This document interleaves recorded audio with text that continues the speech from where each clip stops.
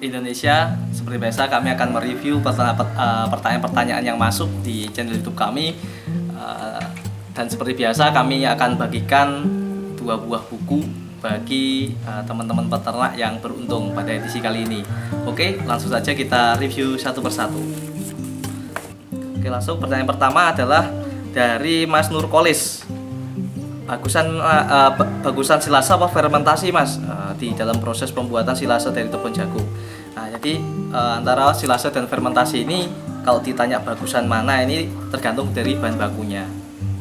Pada dasarnya kami akan sampaikan ulang bahwasanya kalau menggunakan teknik silase biasanya bahan yang digunakan adalah bahan yang masih berupa hijauan segar.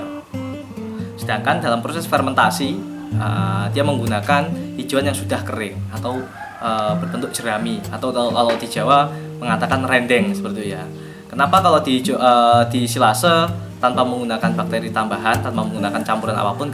Sebab dalam hijauan segar ini sudah mengandung banyak sekali bakteri yang berguna untuk proses fermentasi. Jadi kalau ditanya antara bagusan mana antara silase dan fermentasi ini, pertama adalah dari bahan yang digunakan. Jadi sebenarnya sama-sama kok. Tujuan dari silase dan fermentasi adalah proses pengawetan bahan pakan agar ketika dibutuhkan bahan pakan itu bisa dapat langsung digunakan. Nah, kalau pakai hijauan segar, bahan bakunya gunakan teknik silase. Cukup digiling ataupun dicacah, masukkan ke dalam wadah kedap udara, kemudian simpan, selesai. Kemudian kalau bahannya digunakan bahan kering, sebenarnya tanpa fermentasi pun tidak masalah, sebab bahan kering itu awet. Tapi kalau misalnya teman-teman ingin melakukan proses fermentasi, maka wajib ditambahkan yang namanya bakteri fermentasi tersebut atau mikroba yang dapat digunakan untuk proses fermentasi. Seperti itu, Mas Nurkolis. Kemudian yang kedua dari Dengkil. Mas mau tanya dong, kalau domba cuma dikasih konsentrat sama ampas tahu aja tanpa rumput bisa gemuk nggak? Soalnya saya nggak bisa ngarit. Wah, ini pertanyaannya, kalau domba, kambing domba ataupun sapi ruminansia ya, dikasih makan konsentrat aja apakah bisa gemuk? Nah, jawabannya sebenarnya gini, filosofis pakan untuk ruminansia adalah bahwasanya sumber serat atau hijauan itu adalah makanan yang wajib, sedangkan untuk konsentrat adalah makanan tambahan. Nah, bagaimana jika konsentrat itu berubah menjadi sesuatu yang wajib, sedangkan kewajibannya yaitu hijauan segar itu ditinggalkan, maka akan berakibat fatal bagi kesehatan ternak yang pasti. Akibat yang ditimbulkan yang paling terlihat adalah nanti ketika kambing itu dikasih makanan dengan kadar karbohidrat dan juga protein yang tinggi tanpa diimbangi dengan sumber serat yang cukup, maka yang terjadi adalah pertama kotorannya akan menggumpal, kemudian lama-lama akan cair ya atau mencret. Nah, itu disebabkan karena kurang serat. Nah, kalau kambingnya terus mencret tanpa dikasih serat, nanti bisa menyebabkan dehidrasi dan akhirnya berujung pada kematian. Nah, jadi yang menyebabkan kambing cepat gemuk adalah sebenarnya keseimbangan antara karbohidrat, protein dan juga hijauan segar, ataupun antara hijauan dan juga konsentrat. Kemudian untuk Dodi Haryanto, di daerah saya banyak tanaman ubi jalar. Apakah bisa juga tanaman ubi jalar untuk bahan silase, dan kandungan nutrisi ubi jalar bagus atau tidak untuk domba? Terima kasih. Jadi dari golongan ubi-ubian ini, dia daunnya yang berubah masih hijauan itu bisa digunakan untuk silase. Nah, daun-daunnya ini biasanya kalau daun-daunan ini dia mengandung protein yang cukup tinggi, sama seperti legum dan kawan-kawannya. Nah, ini bagus kok untuk kambing domba, bisa digunakan. Ubinya juga bagus juga untuk karbohidrat. Nah, tapi nanti bisa diselingi dengan bahan yang lain. Jadi semakin banyak macam hijauannya, semakin bagus untuk proses silase, seperti itu. Kemudian dari Mas Dadan Supriyatna. Nah, ini, Mas, kenapa gak dibikin sekalian fermentasi dengan bantuan mol dan dicampur dedak atau katul untuk meningkatkan kadar proteinnya? Minta tolong jelaskan, Mas, soalnya saya baru tahap persiapan lahan penanaman bibit jagung. Mohon bantuannya, Mas, terima kasih. Nah, ini kenapa kok silase tidak menambahkan mol atau bakteri fermentasi? Sebab tadi sudah kita sampaikan di depan, di dalam hijauan itu sendiri sudah terdapat bakteri-bakteri yang bisa digunakan terkait dengan proses silase tadi pertama. Kemudian kenapa tidak dicampurkan sekali, Mas, bekatulnya, kemudian mungkin tambahan proteinnya dan sebagainya. Nah, jadi gini penjelasannya, kalau kami penambahan itu kita lakukan ketika proses pemberian pakan. Kalau dalam proses silase kita sengaja tidak berikan. Sebab kenapa? Silase ini bahannya masih basah. Kemudian kalau dia masih basah dia punya risiko untuk busuk. Nah, jadi kalau silase yang sudah ditambahi bekatul dan sebagainya tadi dimasukkan dalam wadah dan terjadi kesalahan atau terjadi proses pembusukan atau misalnya tidak jadi, maka kita akan cost untuk pakannya akan sangat mahal. Kita membuang banyak biaya untuk proses bekatul yang sudah dimasukkan tadi. Makanya kami di sini sengaja untuk proses silase kita gunakan hijauan saja. Sedangkan untuk bekatulnya kita tambahkan dengan cara ditabur ataupun dicampur sebelum proses pemberian pakan. Itu jauh lebih aman. Jadi ketika terjadi pembusukan dalam proses silase, yang busuk hanya hijauan segar saja, hanya hijauannya saja, bekatulnya tetap masih kering seperti itu. Kemudian kalau udah nanam ini bagus, bisa nanti nanam bibit jagung nih ya, jagungnya sudah ditanam, nah nanti bisa dibuat silase. Jadi jenengan tinggal pilih aja mau kalau jagungnya dipanen plus jagungnya, jadi bisa langsung dipanen muda ya. Tapi kalau misalnya bisa juga ini dijual dalam bentuk jagung godok ya. Kalau di Madiun ada di tempat kami masih banyak yang petani menanam jagung untuk dijual sebagai jagung rebus. Jadi sekitar umur 50 sampai 60 harian jagungnya dipanen dijual, kemudian tebonnya kita beli, kita proses untuk pembuatan silase. Nah, jadi bisa untung dua kali, untung jagungnya karena dijual ya untuk jagung rebus, dan juga untung untuk tebonnya sebagai pakan. Kalau dua-duanya itu bisa mau disatukan jadi satu, jadi nggak dipanen jagungnya tapi langsung digiling, itu jauh lebih bagus lagi. Seperti itu Mas. Siapa tadi? Mas Dadan ya. Kemudian dari Mas Ujang Al-Fatih. Assalamualaikum Mas Koiri, di kampung saya sumber konsentrat dan protein yang mudah didapat hanya bekatul dan ampas tahu, yang lain susah didapat. Dari sumber kedua tadi apakah sudah cukup atau perlu tambahan yang lain lagi Mas? Makasih. Nah, jadi kalau mereka punya dua, ini Mas Ujang ada sumber karbohidratnya dia menggunakan bekatul, kemudian sumber proteinnya menggunakan ampas tahu. Nah, jadi antara karbohidrat, protein sudah terpenuhi. Sekarang apa yang perlu ditambahkan? Yang perlu ditambahkan adalah yang pasti sumber seratnya. Nah, sumber seratnya apa? Ini malah yang wajib. Kalau konsentrat itu kan tambahan aja. Yang wajib ini sumber hijauannya ataupun sumber seratnya. Nah, tinggal Mas Ujang tinggal pilih mau pakai rumput-rumputan atau mau pakai silase, pakai tepung jagung, atau mau pakai limbah-limbah pertanian yang lain, disilahkan. Apa yang paling banyak, potensi yang paling banyak di daerahnya Mas Ujang, seperti itu. Kemudian dari Mas Hasan Zan, Mas mau pencerahan untuk pembuatan konsentrat dengan pK 19-20%. Apakah ada rumus baku terkait dengan kandungan unsur lain seperti karbohidrat dan serat? Soalnya pernah ada suatu kasus kambing terlalu tinggi proses protein, akhirnya kambing mencret. Terima kasih sebelumnya. Ya, jadi resikonya seperti itu tadi yang kita jelaskan di depan, bahwasanya kalau kambing terlalu banyak protein terlalu tinggi dan juga seratnya kurang, maka biasanya salah satu tandanya adalah kotorannya menggumpal. Kemudian setelah menggumpal dia akan mencret. Nah, itu tandanya adalah protein ini tidak terserap dengan sempurna atau kambingnya kekurangan serat. Maka ini bagaimana rumusnya? Kalau kami sebenarnya lebih hari ini tidak terlalu memikirkan protein-protein yang tinggi. Kami lebih mengandalkan adalah karbohidrat yang tinggi, terutama untuk proses penggemukan ataupun proses breeding.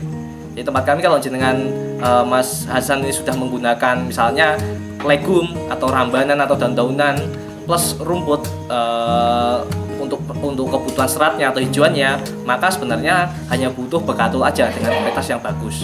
Jadi karbohidrat yang bagus bisa pakai bekatul, bisa pakai jagung, ataupun bisa pakai ketela, atau bisa pakai yang limbah biskuit, tepung biskuit dan sebagainya yang mengandung unsur karbohidrat yang tinggi. Nah, jadi kalau kami di kandang uang prinsipnya sebenarnya mengandalkan energi yang tinggi. Nah, bukan lagi protein yang tinggi, sebab protein itu sudah dipenuhi oleh, kalau kita sudah pakai legum seperti lentoro, indigofera dan sebagainya, itu sudah proteinnya sudah tinggi banget. Nah, sudah nggak perlu tambahan protein konsentrat dengan protein yang tinggi, hanya perlu tambahan adalah karbohidrat yang kualitas terbaik, seperti itu. Kemudian kalau untuk nanti bagaimana rumusnya dan sebagainya bisa di WA ya, di materi dasar-dasar ilmu pakan sudah kita sampaikan, bisa dilihat di situ. Nanti kita kirimi tabel nutrisi dan juga rumus atau formulasi bagaimana menyusun konsentrat dengan pK 15, 19, 20 dan sebagainya. Oke. Kemudian dari Mas Analai, kalau di daerahku kok katanya kalau kambing dikasih makan jerami bisa mengurangi air susu bagi kambing yang beranak. Nah, ini mitos atau fakta Mas? Terus gedebok katanya bisa menggumpal di lambung dan tidak bisa BAB. Makanya gak ada yang berani ngasih kambing khususnya untuk makan rambanan sama konsentratnya. Ini benar. Jadi kalau ini statement di akhir, kambing cuma khusus makan rambanan dan konsentrat ya. Seperti itu. Sebenarnya kambing domba tadi kewajibannya adalah makan yang namanya hijauan atau hijauan pakan ternak atau HPT. Kemudian tambahannya adalah konsentrat. Nah, kemudian hijauan ini yang terbaik adalah minimal kita sarankan untuk kambing itu adalah rumput. Nah, lebih bagus lagi menggunakan rambanan atau legum seperti itu. Kalau udah menggunakan rambanan dan konsentrat udah beres. Nah, bagaimana dengan jerami, gedebok dan sebagainya? Jerami sudah kita bahas di video kita sebelumnya. Nah, bahwasanya kandungan proteinnya sangat rendah. Kemudian kandungan silikanya sangat tinggi sehingga sukar untuk diolah apalagi oleh ruminansia kecil seperti kambing dan juga domba. Makanya kami tidak sarankan. Nah, tadi berkurangnya air susu ini disebabkan tadi karena proteinnya yang kurang, energinya yang kurang seperti itu. Kemudian kalau gedebok, ya di sini kalau saya menurut teman-teman di sekitar sini biasanya untuk penggunaan gedebok ini juga di sini hampir tidak ada, hampir jarang menggunakan gedebok. Kalau pengalaman di lapangan, selain tadi ya ada yang menggumpal dan sebagainya, dalam gedebok ini terdapat banyak cacing-cacing kecil yang tidak terlihat, yang bisa menyebabkan kambing ini cacingan, malah seperti itu. Makanya teman-teman di daerah sini, di daerah Madiun jangan sangat jarang menggunakan gedebok untuk pakan kambing dan juga dombanya. Dan kami juga tidak sarankan sama seperti jerami karena nutrisinya juga sangat rendah. Kemudian terakhir dari Mas Najib Purnomo, Mas, kalau pakan untuk kambing penggemukan dan kambing saat bunting apakah beda takaran gizi yang harus diberikan? Contoh pakan yang baik untuk kambing saat bunting apa ya Mas? Terima kasih sudah selalu. Nah, makasih Mas Najib. Jadi pada dasarnya mau main di penggemukan, mau main di breeding atau main di susu seperti filosofis usaha ternak yang kita sampaikan di video-video sebelumnya, teman-teman bisa lihat di situ bahwasanya kunci utamanya adalah di pakan. Nah, pakan ini tadi sudah saya sampaikan bahwasanya yang wajib adalah hijauan. Nah, hijauan pakan ternak HPT yang mana dia bisa dengan pakai hijauan segar, pakai silase ataupun pakai hijauan kering. Kemudian tambahannya adalah konsentrat. Nah, bagaimana tempat kami? Kalau tempat kami di kandang uang untuk penggemukan, kita memberikan hijauan tanpa batas. Jadi kambing hijauannya selalu tersedia terus, kurang tambahin dan sebagainya. Sedangkan untuk konsentratnya kita beri takaran. Kita jatah maksimal sebanyak 2% dari berat badannya per hari per ekor. Itu. Kemudian untuk dan itu diberikan dari awal masuk sampai panen nanti seperti itu. Kemudian untuk breeding bagaimana? Untuk breeding, kalau untuk breeding untuk ketika dia masih bunting muda, dia masih setelah kawin, kita hanya berikan hijauan full tanpa batas. Jadi kita kasih makan hijauan berupa di sini kita pakai silase tepung jagung. Nah, kemudian pemberian konsentratnya adalah pada fase-fase kritis, yaitu 1 bulan sebelum melahirkan. Jadi usia kandungannya 4 bulan. Nah, kemudian sampai dengan ketika dia fase menyusui. Nah, jadi pemberian konsentratnya maksimal dia 2% dari berat badannya ini hanya kita gunakan 1 bulan sebelum melahirkan dan juga ketika fase menyusui. Nah, kenapa kalau diberikan konsentrat? Sebab ini untuk persiapan dia melahirkan, yaitu untuk meningkatkan kegemukannya. Jadi induk-indukan ini kalau sebelum melahirkan kita berikan pakan yang bagus agar dia sedikit lebih gemuk, sehingga dia punya cadangan energi yang tinggi ketika proses melahirkan. Kemudian setelah melahirkan otomatis karena dia masih memiliki energi yang bagus, kadar kegemukan atau istilahnya namanya BCS ya, body condition score yang bagus, otomatis air susunya akan banyak, sehingga cempenya akan lebih maksimal dalam proses pertumbuhannya karena minum air susu secara banyak. Nah, itu yang kita berikan proses pemberian konsentrat pada kambing breeding. Jadi kita berikan setiap hari, tapi hanya fase-fase tertentu aja, yaitu 1 bulan sebelum melahirkan sampai dengan fase menyusui dan sampai mungkin sekitar 3 bulanan. Nah, seperti itu. Ya. Sudah selesai review kita hari ini. Kemudian siapa ini yang beruntung ya? Yang beruntung dari beberapa pertanyaan yang kita sudah bahas, yang paling bagus dan juga keren pertanyaannya plus. Nah, ini beruntung adalah Mas Najib Purnomo. Ini pertanyaan terakhir ya. terkait dengan penggunaan pakan ya, pakan untuk penggabungan dan juga breeding. Nah ini sudah siap kita jawab tadi. Nanti Mas Najib silakan bisa WA ke nomor kami dan mengirimkan KTP ya, KTP-nya difoto dikirimkan ke nomor ini. Segera kita akan kirim buku ya, buku pintar peternakan langsung di jilid 1 dan jilid 2 yang disusun oleh teman-teman di Balai Besar Balai Besar Peternakan Batu Songgoriti. Nah ini tempat kami biasa belajar. Nah ini kita harganya, harga jualnya ini 200.000 ya untuk buku, jadi 400.000 kita bagikan buat teman-teman peternak se-Indonesia sebagai wujud apresiasi ya, sudah menonton channel kami, sudah mau belajar gitu ya, dan harapannya bisa belajar dan dipraktekkan sehingga ilmunya bisa bermanfaat bagi dirinya sendiri dan juga teman-teman yang lain. Oke, cukup sekian, sukses buat teman-teman semua.